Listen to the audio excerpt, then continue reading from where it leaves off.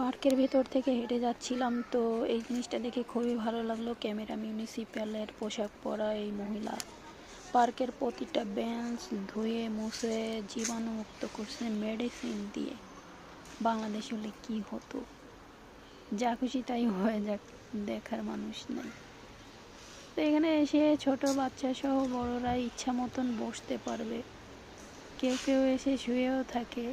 পার্কের শীতল হাওয়ায় মন জুড়ায়।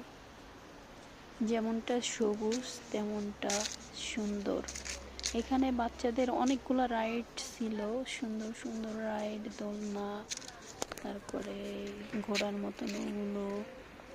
অনেক বাচ্চারা ছিল। তো এখানে তো অনুমতি ছাড়া ছবি তোলা যাবে না, তো ছবি সব সময় তোলা যায় না, সামনে যতটুকু আসে আর কি।